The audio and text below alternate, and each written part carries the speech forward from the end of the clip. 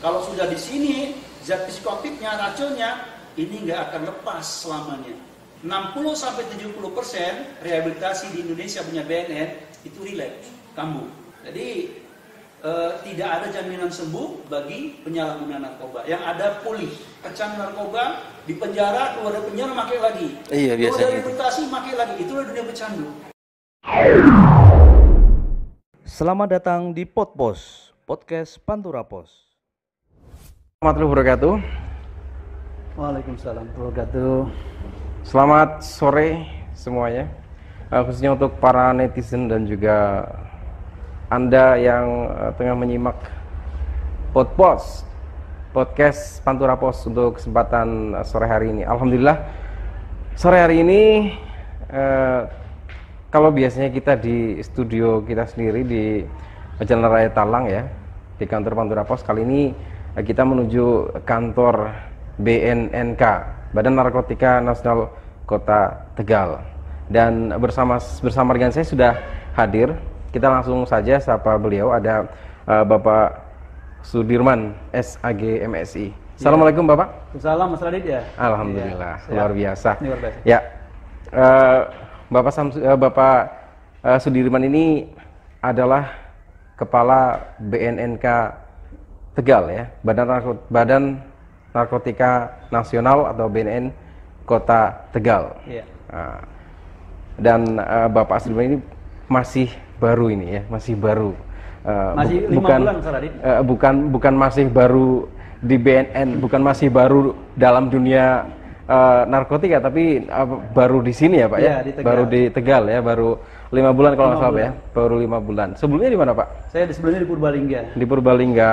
Oh, itu di BNNK juga Pak? BNNK juga.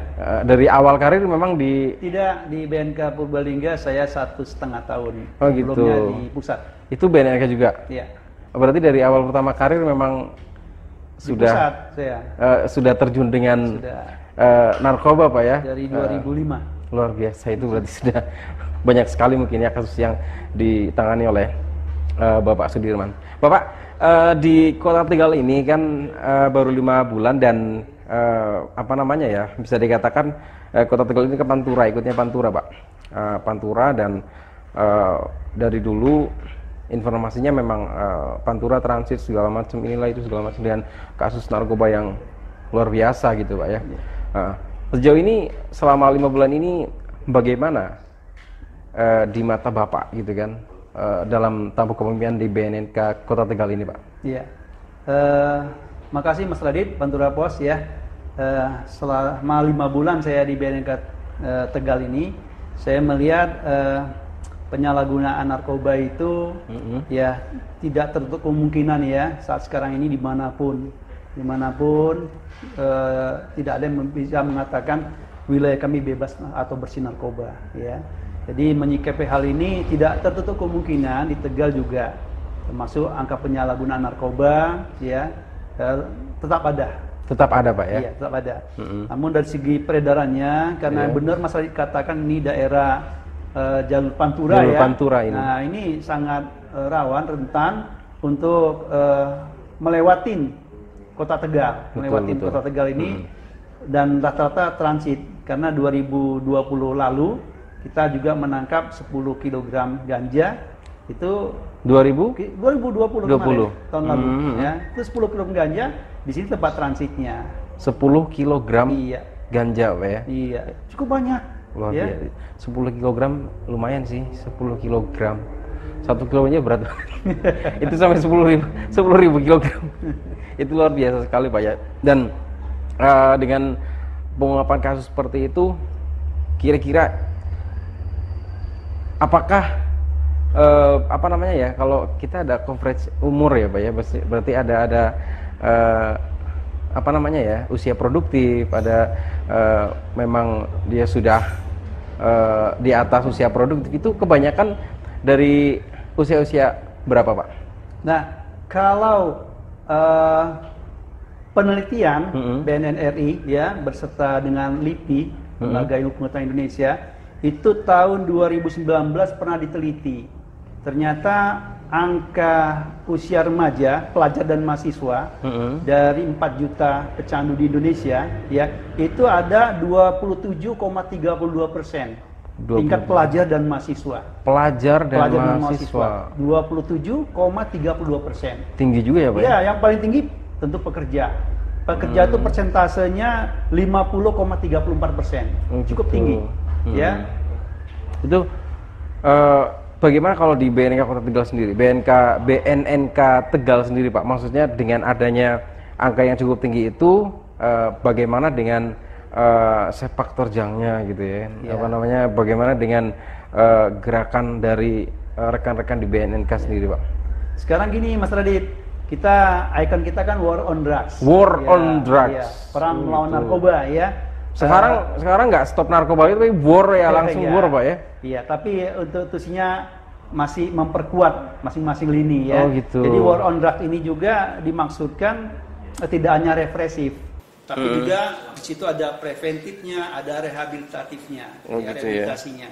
Dan ternyata di Tegal ini angka penyalahguna ya banyak, sehingga target kita juga tercapai untuk bagaimana mengedukasi masyarakat kita yang menjadi korban sebagai penyalahguna narkoba untuk mau datang direhab secara free, gratis, datang mandiri, kadang dibawa keluarganya untuk melakukan rehabilitasi rawat jalan. Tapi kebanyakan takutnya barangkali ditangkap gitu Pak ya? Nah itu, ini yang perlu kita luruskan. Jadi stigma di masyarakat, kadang pecandu itu dianggap sampah. Betul, iya. Jadi dianggap aib. Nah ini kita rubahlah mindset ini di masyarakat. Jangan sampai pecandu itu dikatakan aib, ya, jangan dikatakan sebagai sampah. Dia adalah suatu masalah yang harus kita selesaikan bersama. Betul. Karena pecandu penyalahguna itu sebenarnya dia kalau ditanya apakah mau berhenti, pasti dia mau berhenti. Namun yang perlu dipahami masyarakat, dia nggak akan mampu berjuang sendiri. Jadi semuanya kita harus membantu. Jadi yang kita lakukan di sini, selain rehabilitasi, pemberantasan, juga edukasi untuk pencegahan dan juga kepada pemberi masyarakat, ini harus sinergisitas kita lakukan bareng-bareng. Nggak bisa sendirian berarti Pak ya? Nggak bisa sendiri. BNNK berdiri sendiri gitu kan? Ya, walaupun di Tegal ini ada BNN, ada BNNK, dibantu juga dengan Polres, yang kita sangat intens kerjasamanya, ya, kita nggak mampu. Jadi harus mengedepankan semua kekuatan yang ada di masyarakat, dan itu paling utama. Peran serta masyarakat gitu ya Pak ya? Kalau masyarakat itu peduli, care, maka war on drugs akan mudah. Nah, itu yang tadi Bapak bilang, war on drugs itu perjuangan semua lini semua Bapak lini. ya? Nggak bisa satu ya, nggak bisa sendiri-sendiri. Iya, harus betul. semuanya bersinergitas. Apalagi sekarang narkoba itu sudah sampai ke RT. Nah itu kan. Iya. Nah sekarang kita bagaimana mewujudkan kota Tegal Bahar ini menjadi bersinarkoba. Harus sama-sama. Demikian juga di kelurahan, demikian juga di RT. Oke. Nah, sekarang kita ada program tentang kelurahan bersinar. Kelurahan bersinar. Bersinar ya. Nah, bagaimana kita?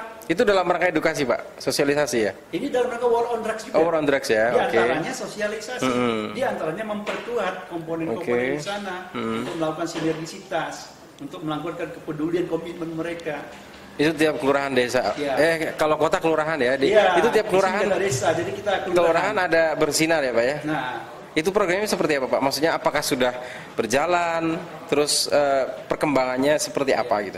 Memang kepengennya kita semua lini, ya, tidak hanya kelurahan, tempat kerja bersinar, lapas bersinar. Kita mengarahkan ke sana, semua institusi. Nah, sekarang ini kita mempunyai program yang ada anggarannya itu kepada kelurahan bersinar, atau desa bersinar, gitu ya. Tentu ada tahapannya yang mengacu kepada instruksi Presiden, Impres nomor 2 tahun 2020. Di antara kegiatannya itu, di situ ada sosialisasi, ya. Di situ juga ada mengajak masyarakat yang menjadi penyalahguna untuk melakukan rehabilitasi. Di situ nanti kita adakan juga tes urin. Kita bentuk penggiat anti narkoba, kita bentuk relawan anti narkoba, kita bentuk agen pemulihan untuk rehabilitasinya. Jadi harus bersinergi dengan puskesmas, dengan Babinsa, dengan Bimas Polri ya, atau Babinsa, dengan lurahnya tentunya, dengan camat, juga dengan RT RW, Pak RT, Pak RW itu harus. Itu ada kemungkinan untuk ada tempat rehabilitasi di setiap kelurahan nggak Pak? Nah ini yang kita miris sebenarnya di wilayah Kota Tegal ini. Tapi tidak hanya di Kota Tegal sebenarnya. Iya. Memang rehabilitasi ini penting di beberapa daerah termasuk Kota Tegal. Ya. Kita saat sekarang ini belum ada tempat rehabilitasi. Di Kota Tegal sendiri Iya, belum ada? Belum ada. Yang ada baru layanan rawat jalan, itu juga ada di BNN. Oh gitu. Ya. Nah kemarin ada di beberapa rumah sakit. Sekarang juga masih kita mintalah kesediaan dia juga. Karena ini sifatnya sosial. Betul. Gitu. Nah, Ya itu jadi, Pak. kalau rawat jalan, misalnya nanti ada masyarakat yang menjadi pecandu atau kecanduan, nah kita minta keluarganya untuk rawat jalan nih. Karena di Tegal belum ada, yang terdekat tentunya kita merujuk. Misalnya ada di Purwokerto, Banyumas, itu ada punya Kementerian Sosial, rehabilitasi inap, bisa satu. Atau yang kedua punya BNN yang ada di Lido, Bogor. Iya. Bisa juga nanti merujuk ke sana jika ada masyarakat kita kecanduan sangat akut, sangat kecanduan untuk memerlukan layanan rehabilitasi inap, kita bisa arah ke sana Mas Ari. Tapi saya tertarik dengan bersinar ini Bapak, karena langsung ke lini paling rendah ya, istilahnya paling bawah gitu kan, lini paling bawah. Saya jadi ingat sama PPKM Mikro kemarin. PPKM Mikro kemarin itu bagaimana mengendalikan COVID-19 sampai dengan tingkat desa dan kelurahan, RT bahkan kemarin ya. Ini bagus nih bersinar, jadi pencegahannya tuh dari bawah gitu Pak ya, dari bawah, dari kelurahan. Ini hampir semua BNN kan seperti itu Pak, programnya sama ya? Iya, sama kita. Kalau di sini kan kelurahan ya. Ini memang arahan pimpinan kita mengarah kepada berwujudan kelurahan atau desa bersinar se-Indonesia. Nah, yang ada BNN-nya ya. Itu berarti memberdayakan tidak hanya dari dari jajaran BNNK saja, tapi juga bagaimana peran serta aktif dari masyarakat untuk bisa mengedukasi dan juga untuk bisa mencegah gitu kan Pak ya, peredaran gelap narkoba tersebut tadi. Komitmennya paling utama. Itu kita bangkitkan karena ini kan sosial. Betul. Sebagai lawan, sebagai penggiat, sebagai pemulihan, tanpa pamrih relawan. Iya betul. Jadi bagaimana membangkitkan komitmen bersama untuk menolong masyarakat kita ini supaya tidak menjadi kecanduan berterusan. Bagaimana caranya adalah bagaimana komitmen kita, komitmen kita bersama. Menjadi pecandu, penyalahguna, yuk kita rehat. Yang tidak atau yang belum menjadi penyalahguna, kita selamatkan mereka. Bagaimana caranya? Edukasi. Buat kegiatan-kegiatan produktif di sana. Itu kegiatannya apa biasanya Pak, yang bersinar itu Pak? Ya, salah satunya edukasi. Saat sekarang ini kan masalah pandemi COVID. Bagaimana edukasi kita? Itu menggunakan online sekarang. Jadi gitu kan. Kita bisa nanti sekali-kali melakukan Zoom, ya. Kita juga datang ke sekolahan. Kadang-kadang di sekolah itu juga punya studi radio mini ya. Kita bisa manfaatkan studi radio itu. Itu selama pandemi Pak ya? Iya. Sangat bermanfaat. Berarti selama pandemi sosialisasi secara tatap muka itu berkurang. Sangat berkurang Pak ya. Memanfaatkan teknologi ya, daring ya Pak ya. Berarti untuk saat ini era digital, digitalisasi, maksudnya teknologi digital sangat bermanfaat untuk sosialisasi dari BNNK sendiri. Tentunya bagaimana mensosialisasikan tentang bahaya narkoba gitu kan, dari mulai. Nah, yang perlu digarisbawahi adalah ketika ada mereka yang kecanduan Bapak, kecanduan, bingung mau lapor kemana, takut gitu kan, mungkin karena mungkin kecanduannya karena kebawa sama temen, atau mungkin icip-icip dulu terus akhirnya kecanduan. Alhamdulillah sih saya enggak lah, jangan sampai menyentuh. Saya cukup tahu di BNNK tuh yang namanya narkoba, cukup tahu di sini aja, jenisnya apa saja cukup tahu di sini. Ya, jangan sampai itu. Karena ini Mas Radit, narkoba itu bukan suatu barang yang untuk coba-coba. Karena kalau dia mencoba seperti ikan memakan kail. Oh gitu. Jadi ikan itu makan kail, kailnya nyangkut di kedalaman yang sangat dalam, nggak bisa lepas ikan itu dari kail. Orang makin narkoba begitu juga, yang dirusak sensor, saraf pusatnya. Saraf pusat disensor. Jadi yang dalam itu saraf pusatnya itu yang dirusak. Makanya begitu dia kena narkoba, racunnya itu, zat psikoaktif itu udah langsung menyerang ke otak. Oh gitu. Jadi nggak bisa tiba-tiba dia bilang pengen berhenti pakai narkoba, nggak bisa. Karena kecanduan itu racunnya dari sini. Harus rehab ya Pak ya? Kalau udah kayak gitu harus rehab berarti Pak ya? Iya, dia dibutuhkan orang-orang profesional untuk menangani si pecandu tadi. Betul. Makanya di setiap BNNK yang ada BNNK, kita memiliki klinik, situ ada psikolog, psikiaternya, ada dokternya. Nah, mereka nggak bisa mau sembuh nih, udah nggak make-make, nggak bisa.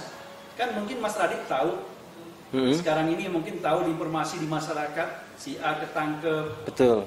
keluar dari penjara Make lagi gitu. Ya, itulah dunia pecandu. Oh. Nah, narkoba itu bukan untuk dicoba, dia telur emasnya setan. Gitu. Telur emasnya setan. Iya. Kalau kopi, nah ini kita kopi. Kalau kopi enak. Nah, ini kopi, bismillah, saya minum ya Mas. Iya, saya juga mau minum Pak, aus. Nah, ini kopi yang membuat nikmat, bukan narkoba. Apalagi kopinya kalau kopinya pahit Pak. Jadi kalau mau nikmat itu bukan narkoba, Kopi. Tapi kan kenikmatan masing-masing orang ya, Pak. Salah satunya. Salah satunya. Tapi walaupun kenikmatan masing-masing orang berbeda, tapi yang pasti jangan sampai mencoba tuh kenikmatan yang namanya narkoba, jangan. Aduh, ya. Pokoknya janganlah. Itu apa namanya ya, bisa membuat kita hancurlah hiduplah pokoknya. Pokoknya jangan sampai. Nah, Narkoba itu 3 masalah yang yang dapat sama dia. yang Cuma apa? 3 yang dapat bagi penyalahguna narkoba. Apa aja Pak? Pertama, rumah sakit jiwa. Oh Karena yang iya. diserang otak. Gila tuh akhirnya Ya, kan. kedua penjara. Penjara. 3 kuburan. Oh iya, cuma 3 aja sih. Jangan sampai kena narkoba. Kalau nggak rumah sakit jiwa, tadi apa? Penjara, kuburan. Nggak ada enaknya. Janganlah. Tapi kenapa banyak Pak ya? Nah, ini ya. Karena terjerat atau apa gitu Pak? Yang jelas itu. Ya, sebelum itu barangkali ya kita perlu melawan dengan edukasi yang masif. Karena kadang-kadang dia mencoba tidak tahu apa itu narkoba sebenarnya. Dia hanya mendapat informasi awal yang salah. Oh, narkoba itu membuat ABCD. Iya. Nah, dia dengar dari teman yang salah. Akhirnya dia melakukan coba-coba. Tapi kalau kita melakukan perlawanan terlebih dahulu dengan edukasi, dengan pencegahan ini, edukasi yang lebih dahulu kita lakukan, sehingga terdoktrin di otak dia sebenarnya narkoba itu apa. Karena dia tahu narkoba itu ternyata menyerang susunan saraf pusat, otak, dan tidak bisa sembuh, maka dia kita harapkan tidak pakai narkoba sampai Stop. kapan. Jadi edukasi tetap nomor 1. Itu yang terpenting ya Pak ya. Upaya pencegahan tadi. Supaya tidak terjerumus lah. Intinya generasi penerus bangsa harus diselamatkan dengan itu. Edukasi, apalagi sebenarnya edukasi itu kalau kita pikir-pikir dengan adanya dunia internet ya Pak ya, sekarang sudah online semuanya. Sebenarnya edukasi itu bisa gampang kita dapatkan Bapak. Benar. Gitu kan? Cuma begini Mas Radit, kalau informasi itu tidak langsung, itu biasanya hanya kulitnya saja. Oh gitu. Kalau kulitnya saja, artinya belum tajam. Tapi kalau dia ketemu, Langsung gitu ya. yang mensosialisasikan itu saja, kalau bukan orang BNN asli yang melakukan sosialisasi, misalnya ya, ada suatu pertemuan remaja, sosialisasi narkoba di situ. Nah, kalau yang sosialisasi itu bukan orang BNN, ya, Iya. karena dulu nggak semuanya ya, ada dulu pernah kejadian salah satu LSM melakukan sosialisasi narkoba kepada pelajar. Karena si oknum ini mensosialisasikan narkoba itu, yang diangkat itu jenis stimulan. Stimulan itu disampaikan dia kepada pelajar yang belum bisa mencerna dengan baik nalarnya. Jadi yang melakukan, yang informasi yang dilakukan dia, sifat stimulan itu yang enak-enak disampaikan dia. Oh gitu. Nah, akibatnya apa? 2 bulan kemudian pesertanya itu malah coba-coba narkoba. Akhirnya Karena Pak ya. si penyaji, wah narkoba itu membuat ABCD gitu. Oh. Sehingga informasinya, wah ternyata narkoba itu perlu dicoba ini.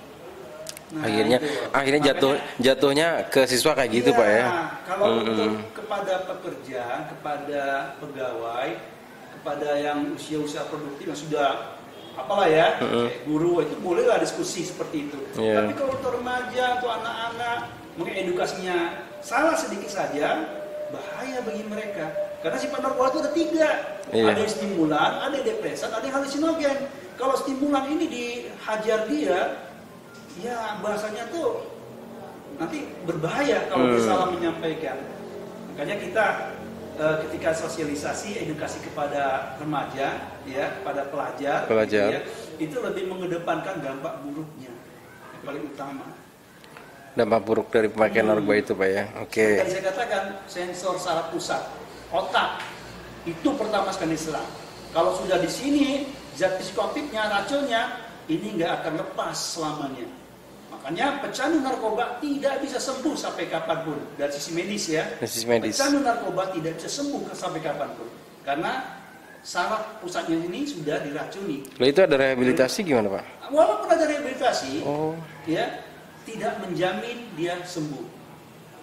60-70% rehabilitasi di Indonesia punya BNN itu relapse, kambuh. Kambuh. Jadi tidak ada jaminan sembuh bagi penyalahguna narkoba. Yang ada pulih. Pulih, iya, sesaat. Bisa sebulan, bisa 2 bulan, bisa setahun, bisa 2 tahun. Jadi kalau nanti di lapangan, di masyarakat, pecandu narkoba, di penjara, keluar dari penjara, makai lagi. Iya, biasanya keluar dari gitu. rehabilitasi, makai lagi. Itulah dunia pecandu. Kan kita tahulah di Indonesia ini berapa kasus yang direhabilitasi. Banyak sih, banyak kasus dan begitu dia keluar, makai lagi. Makai lagi. Mau artis, mau pejabat, mau siapapun, ya, ternyata nggak bisa itu sembuh kan ya. pecandu. Ternyata Nah, ini kita kedepankan untuk generasi kita, anak-anak kita, remaja kita, pelajar kita. Saya baru tahu, Pak, ternyata nggak bisa sembuh, Pak.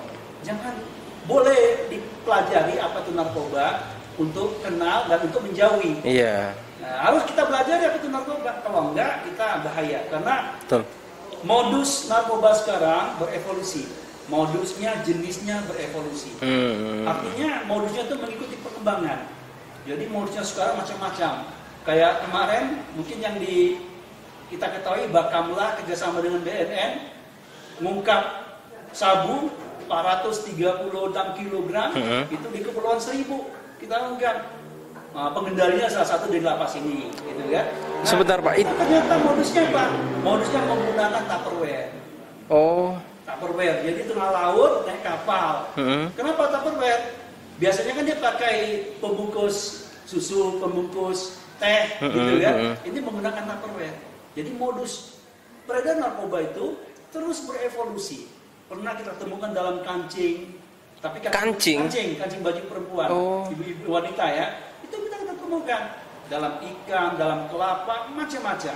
Modusnya berevolusi, termasuk jenisnya. Jenis narkoba sekarang berevolusi. Udah hampir 1000 jenis sekarang. 1000 jenis narkoba? 1000 jenis.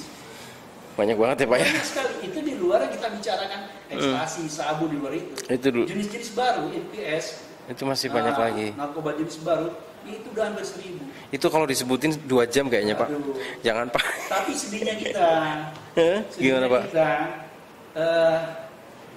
yang sudah masuk ke Indonesia itu ada 78 jenis. yang sudah kedapatan ya, walaupun saya yakin masih ada yang lain yang belum ketemu. Iya. Maksudnya belum kita ungkap gitu ya.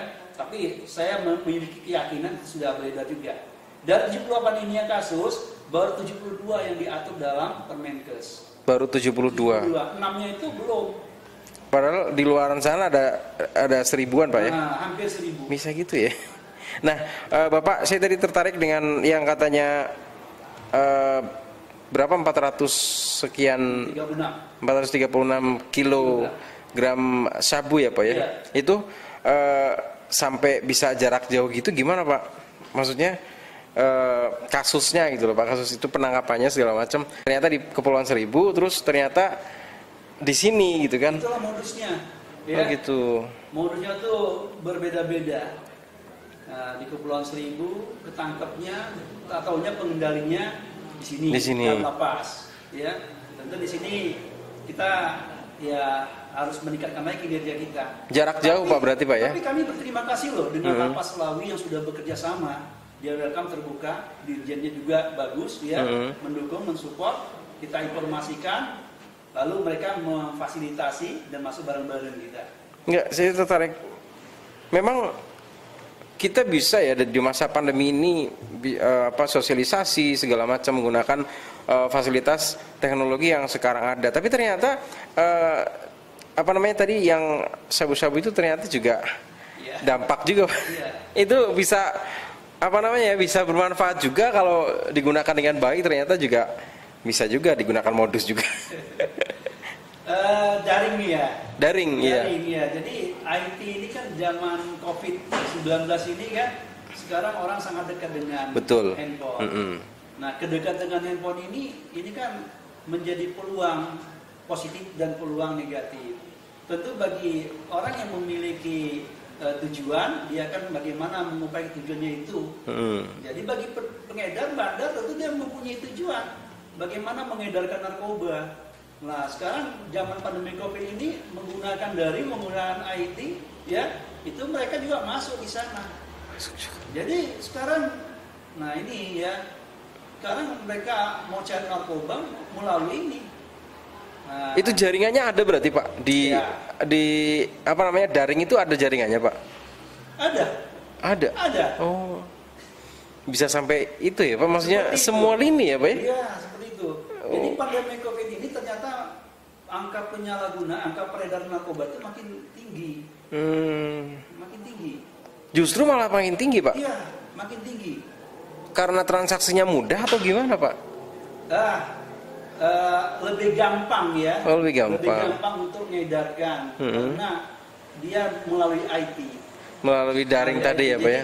Begitu dapat info dari teman, saya beli di sini, buka situs ini, buka link ini, udah. Itu ada situsnya Pak? Oh. Ini yang kita upayakan, kita kejar, ya. Terus gimana Pak? Kan BNNK sudah tahu nih, maksudnya ada kasus yang modusnya daring seperti itu. Langkahnya seperti apa Pak? Nah ini tentu ada lah ya kita lakukan, karena memang dia tidak bertahan di situ dalam waktu jangka lama. Oh iya betul. Nah, yang penting dia itu bagaimana mengetahui siapa konsumen dia.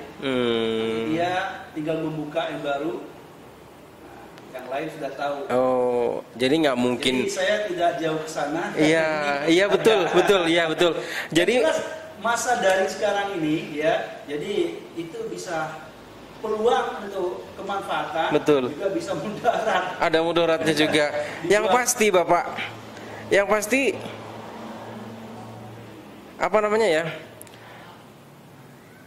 lininya atau ketika modus yang satu sudah diketahui, pasti mereka juga cari modus yang lain gitu Pak ya. Itu yang mereka lakukan gitu ya.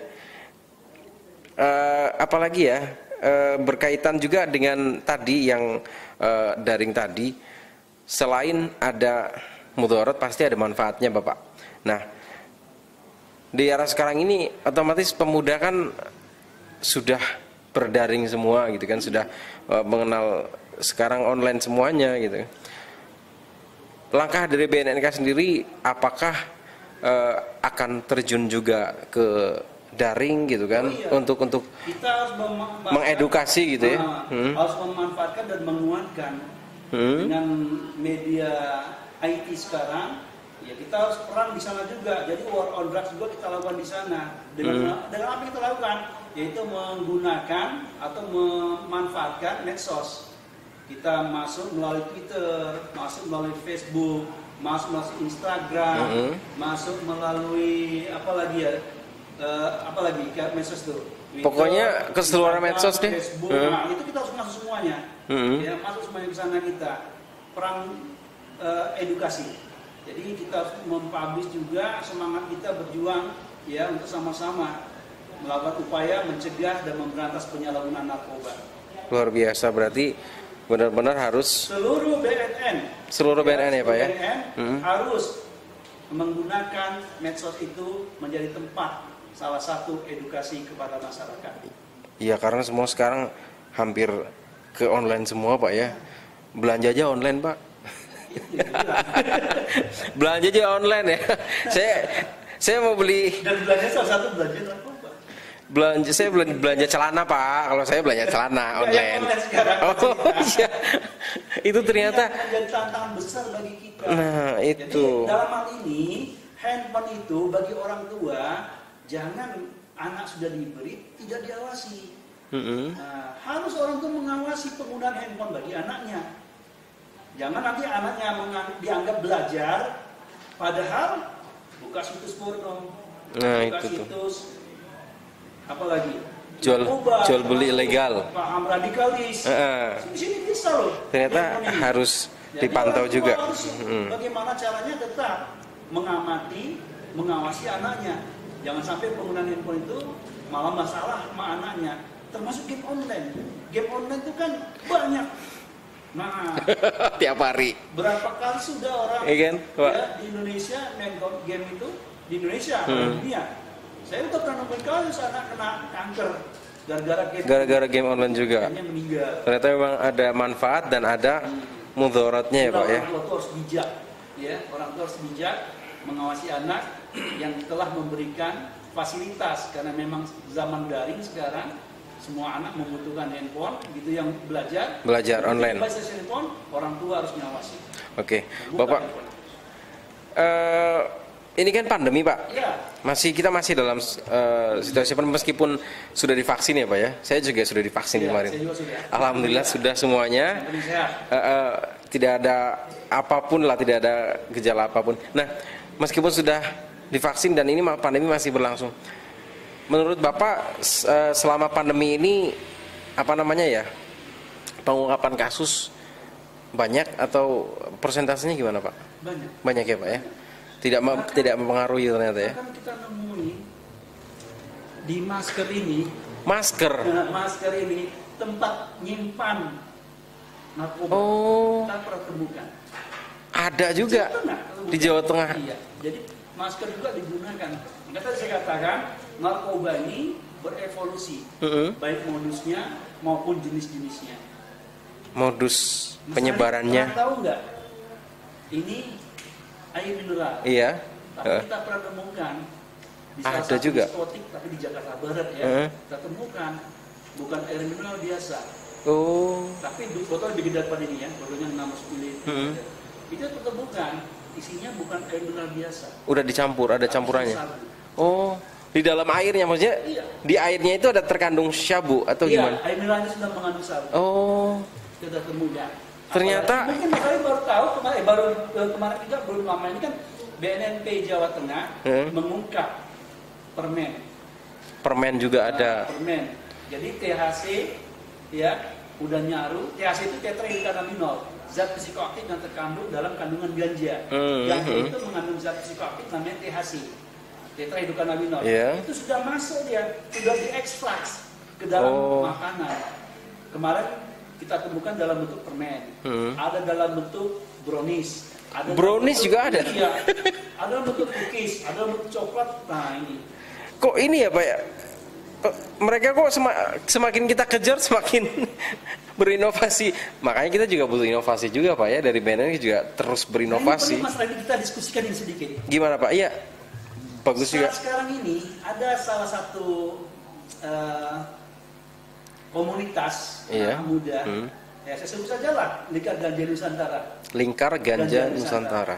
Dia kan saat sekarang ini mengedukasi masyarakat Indonesia supaya makin narkoba, makin ganja. Karena ganja itu menurut mereka bisa dijadikan obat. Nah di Indonesia kan kita tidak mau ganja ini dilegalkan. Dan undang-undang juga sudah mengarahkan kepada penggolongan. Jadi ganja itu masuk golongan 1 narkotika. Edukasi yang mereka lakukan, kalau mau tahu ganja, pakai aja. Nah, seperti itu. Ini berbahaya. Apalagi saat sekarang ini yang saya sebutkan tadi, bahwasanya ganja saat sekarang ini kan ganja itu mengandung THC, tetrahydrocannabinol, kandungan zat psikoaktifnya. THC ini sekarang sudah dapat diciptakan dalam bentuk kimia. Sintetis berarti Pak? Sintetis. Ya maka ada tembakau gorila. Iya. Nah, itu tembakau gorila itu adalah kandungannya ganja sintetis. Saus berarti ya Pak ya? Saus ya? Nah, kalau saus ganja, tembakau ya? Nah, kalau ganja itu nanti dilegalkan, bahaya ini. Iya ya. Yang sintetis ini banyak bakal masuk ini. Itu salah satu pemikiran yang di lain itu juga ya zat psikoaktif ganja ini yang mengandung THC, kalau di Indonesia itu THC tinggi. Beda sama luar negeri yang 0, Kalau di Indonesia tinggi. Indonesia tuh bisa sampai 14%, bisa sampai 20%, tinggi zat psikoaktifnya. Jadi untuk melegalkan ganja atau menurunkan penggolongannya, ya kita belum setuju dalam hal ini, BNN, dan tidak akan setuju, ya. Tapi, Sangat berbahaya. Nah ini kan semua wewenangnya itu di MPR, yang menggodok undang-undang kan MPR.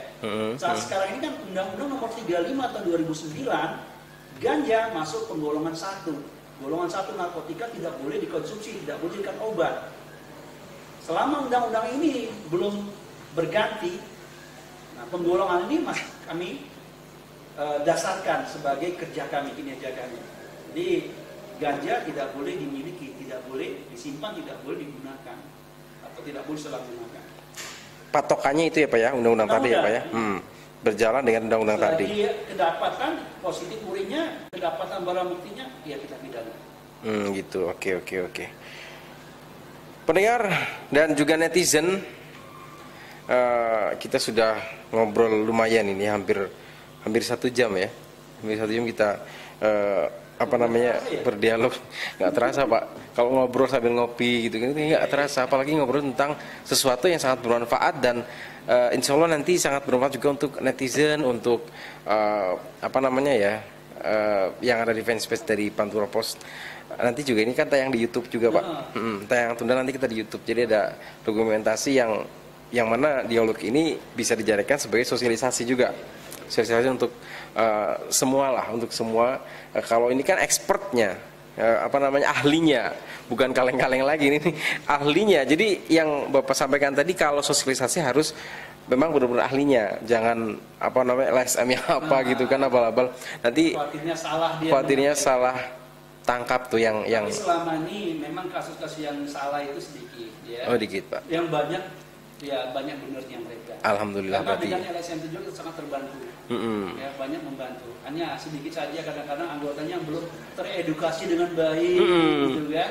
Coba-coba menjadi penyuluh, melakukan sosialisasi. Nah, begitu menyampaikan substansinya itu belum kuat. Mungkin BNNK ada semacam inovasi kursus penyuluh gitu Pak. Iya, pernah dilakukan. Oh, pernah juga. Oh. Cuma sangat terbatas. Oh gitu.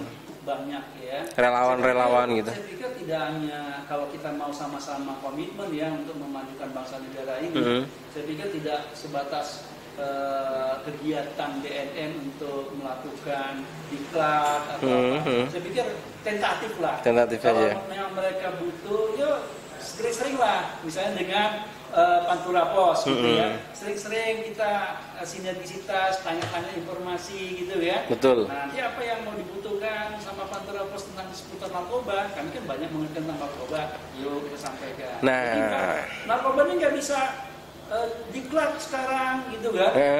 Besok nggak mau lagi nggak bisa, karena perkembangannya tuh luar biasa. Harus continue berarti ya Pak ya? Iya, sesering mungkin lah. Sesering mungkin. Nah ini berarti Potpos sama BNNK berarti harus sering juga ini ya. Nanti kita jadwalkan supaya gencar, karena kita sekarang war on drugs gitu ya Pak. War on drugs gitu. Perang, itu semuanya perang. Demikian netizen, para pemirsa, barangkali ada yang mau komentar, barangkali ada yang mau bertanya, silakan. Kayaknya ada nih, tadi saya buka sih ada nih. Ada yang nonton Mas, tapi belum ada yang komentar, mana nih? Nah, kita buka dulu nih, ada yang komentar nggak? Di sebelah mana Mas? Ada yang komentar atau tidak? Kita coba buka. Nah ini dia nih, Bimo Perbo Sakti, bisa masuk juga Pak, iklan anti narkoba tentunya dengan penggambaran yang nyata dan mudah dipahami, bahasa lugas di game online. Jadi kita main Mobile Legend, main PUBG, main apalah gitu kan. Jadi berarti kayak ada iklan pop up keluar gitu loh. Berarti BNN itu kerjasama dengan dengan penyedia layanan game online itu, supaya ini kan game online kan lagi ini bagus juga di terobosan bagus Pak. Game online kan lagi dinikmati banget oleh kalangan pemuda. Ya nggak cuma pemuda sih, yang udah punya anak 5 juga tetap main game online Pak. Nah itu kira-kira bisa nggak tuh ada terobosan kayak gitu Pak? Terima kasih Mas Radit. Sebenarnya ketika saya di pusat itu sudah ada, kita buat beberapa game online. Nanti buka saja web kita, BOS, ya, BNN BOS. BNN BOS. Nah, BOS itu BNN BOS ya. Pokoknya adalah di website BNN BOS ya Pak ya. iya. Tapi yang sering dimainkan kan Mobile Legend. Gimana kalau kerja sama-sama Mobile Legend? Memang jenis gamesnya ya. Jenis gamenya lebih spesifik lagi Pak. Masukan yang baik ini, ya. Masukan yang baik. Karena yang kita lakukan juga barangkali beda-beda hobi ya. Betul. Karena saya pikir dengan adanya pandemi seperti ini juga informasi terkait dengan narkoba agak tersingkir mungkin Pak ya. Maksudnya bukan tersingkir tapi agak terlupakan gitu ya, karena ditutup oleh pandemi, jadi hampir semua lini, semua sektor pasti seperti itu juga. Lanjut lagi, hadir Mas dari Brebes, Ahmad Mus. Ada lagi untuk pengguna ganja, mungkin dulu pernah ada berita apa nih, seorang suami yang mengobati istrinya dengan ganja dan katanya berhasil. Mungkin masukan saja, walaupun dihukum positif masih melarang itu. Oh gitu. Iya, dulu ada. Ada Pak. Idealis itu ya. Iya, itu gimana Pak? Iya. Mungkin masyarakat juga belum tahu tentang apa ya runtutannya gitu ya. Jadi idealis itu kalau memang sebenarnya kalau dia memang mau buat obat untuk penyalahguna atau untuk istrinya, ya harusnya sesuai dong. Misalnya walaupun saat sekarang ini masih legal ya, dia itu nanam ganja kalau memang logika itu obat 1 pohon 2 pohon. Tapi kalau dia itu kemarin hampir 20 pohon, ya, jadi sangat banyak. Kalau banyak sekali seperti itu, saya pikir ya tidak hanya untuk pengobatan. Jadi bisa saja terindikasi sebagai itu. gitu kan. Nah, yang jelas sekarang kalaupun istrinya kemarin, analisa saya ya, kalaupun istrinya kemarin pakai ganja terus merasa rileks, santai, bisa senyum, sifat ganja itu kan membuat antidepresan. Halusinogen apa? Halusinogen. Jadi bisa saja dia habis pakai sakitnya rasanya kok ringan ya. Iya, gitu kan. Kok bisa ketawa ya, biasanya memang sifat narkoba. Tapi begitu zatnya efeknya sudah hilang, kan dia sakit lagi. Kembali lagi sakit lagi. Oh gitu. Saya pikir kalaupun dia bisa dijadikan obat ya dibuktikan dulu dengan penelitian. Indonesia kan negara hukum, dia nggak bisa seperti itu. Iya katanya. Ada tim penelitinya, silakan teliti. Nanti diargumentasikan, kita uji bareng-bareng dengan Kemenkes, dengan Bepom. Nanti hasilnya apa? Nah, itu baru disampaikan ke MPR kalau memang mau dibuat undang-undang. Iya. Karena kita negara hukum, kita bergerak secara hukum juga. Selagi undang-undang itu berubah ya undang-undang itu yang kita terapkan di Indonesia ini. Sementara undang-undangnya masih itu. Nanti barangkali mungkin ada penelitian terkait beberapa pihak terkait mungkin gitu kan. Tapi sementara masih belum. Begitu Mas Bimo ya. Itu ya. Kalau saat sekarang ini saya berapa kali sosialisasi, apalagi ketika di pusat ya, sempat kita hadir di beberapa peserta yang dari secara nasional hadir gitu ya, dari ujung Aceh sampai Papua itu pernah kita sosialisasi. Kita minta statement mereka, seandainya ganja dilegalkan, setuju nggak? Rata-rata peserta nggak setuju. Nggak setuju Pak ya. Kalau itu udah mewakili Indonesia, artinya rata-rata kalau kita tanya orang Indonesia, semuanya rata-rata ya, nggak semuanya, maksudnya hampir seluruh warga Indonesia itu nggak setuju ganja itu dilegalkan. Janganlah. Nah saat sekarang ini ganja ini masih hal yang sangat membahayakan. Betul. Dan pecandu kita itu juga rata-rata dari ganja. Angka narkoba yang banyak terungkap juga dari ganja. Dari ganja juga Pak. Jadi ini nggak hal yang apa ya, harus pemikiran yang benar-benar kita lakukan sebaik mungkin. Jadi pemikiran ini benar-benar lah serius, tajam.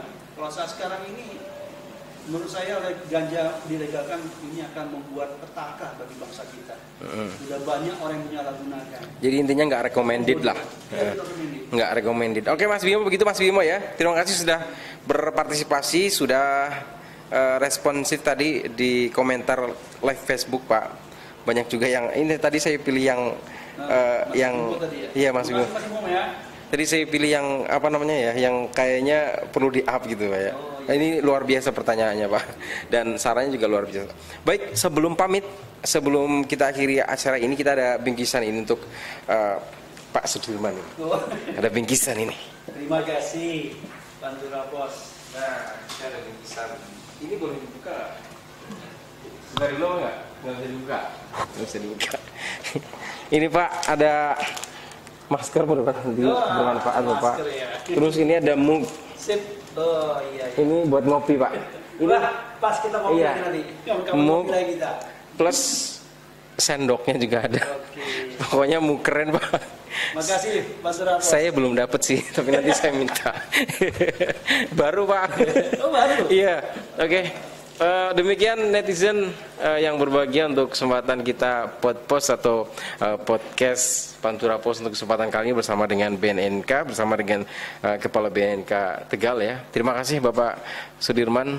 Semoga lain kali bisa, karena sosialisasi seperti ini harus continue Pak. Tidak boleh berhenti sampai di sini saja. Pokoknya harus terus menebarkan energi positif, apalagi di masa pandemi seperti ini. Terima kasih. Saya yang bertugas pamit beserta dengan kru. Terima kasih juga. Selamat sore. Assalamualaikum warahmatullahi wabarakatuh. Waalaikumsalam.